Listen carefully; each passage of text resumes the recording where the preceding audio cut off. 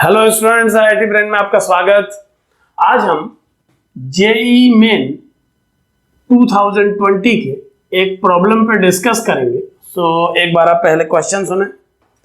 The radius of gyration of a uniform rod of length L about an axis passing through a point L/4 away from the centre of the rod and perpendicular to it is.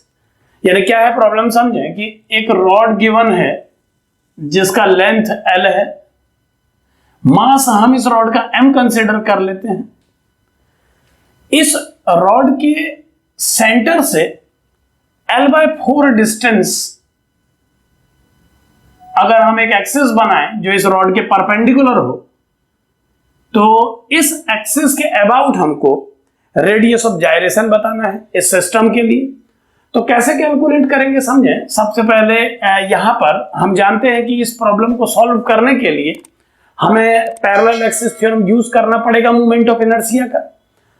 तो कैसे हम solve करेंगे उस method को एक बार समझें। हम जानते हैं कि किसी भी रॉड का मोमेंट ऑफ इनर्शिया अपने सीएम से पास होने वाले रॉड के ओरिएंटेशन के परपेंडिकुलर एक्सिस के अबाउट होता है IC equal to 1/12 mass into length of the rod square. अब सेंटर ऑफ मास से पास होने वाले एक्सिस के अबाउट अगर moment of inertia 1/12 ml square है इस रॉड का, तो इस एक्सिस से L/4 डिस्टेंस पर किसी पैरेलल एक्सिस के अबाउट मोमेंट ऑफ इनर्शिया को कैसे कैलकुलेट किया जाएगा एक बार समझें। पैरेलल एक्सिस थ्योरम लगाने पर moment of inertia about this new axis, मान लेते हैं ये एक्सिस, इसे हमने सेंटर C माना है, इस एक्सिस को हम P पॉइंट से पास होता हुआ मान ले रहे हैं। सो P से पास होने वाले एक्सिस के about moment of inertia, C के अबाउट पास होने वाले एक्सिस से मोमेंट ऑफ इनर्शिया और मास ऑफ द रॉड और दोनों एक्सिस के बीच के सेपरेशन के स्क्वायर के प्रोडक्ट के सम से दिया जाएगा। यानी IP का वैल्यू IC और ML/4 स्क्वायर से दिया जाएगा। अब चूंकि IC का वैल्यू हमें मालूम है इक्वेशन 1 से, तो उसे अगर हम सेकेंड इक्वेशन में पुट कर दें तो ये बन जाएगा 1/12 ml square plus 1/16 ml square. यानी जो वैल्यू आ जाएगा IP का, एक बार देखें, IP का वैल्यू आ जाएगा, ये 16 और 12 का एलसीएम आ जाएगा, 4 3 जा 12 4 जा 48 और अब ये बन जाएगा 4 ml स्क्वायर, मैं एलसीएम ले रहा हूं इस स्टेप में, प्लस 3 ml स्क्वायर। जो मोमेंट ऑफ इनर्शिया P से पास होने वाले रॉड के परपेंडिकुलर एक्सिस के अबाउट आएगा, वो होगा 7 ml स्क्वायर अपॉन 48। यानी moment of inertia P point से पास होने वाले एक्सिस के अबाउट आ जाएगा 7 ml स्क्वायर अपॉन 48।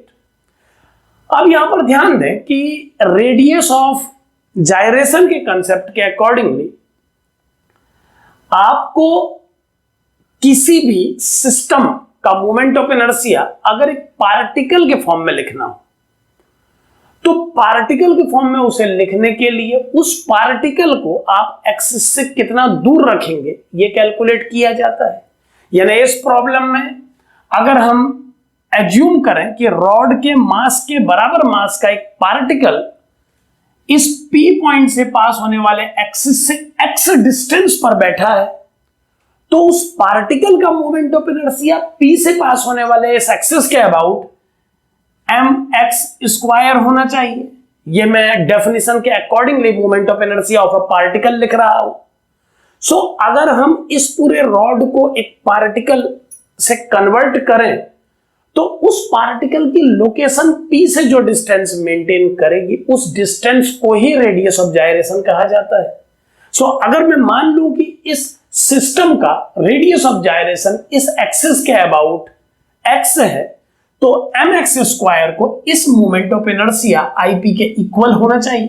अगर मैं इन दोनों को कंपेयर करूं तो mx स्क्वायर का वैल्यू आएगा 7/48 ml स्क्वायर और अब सॉल्व करने पर x का वैल्यू आ जाएगा √7/48 इंटू L स्क्वायर को मैंने L कर दिया रूट से बाहर लाके, 48 को आप रूट से बाहर लाके 4√3 में कन्वर्ट कर सकते हैं।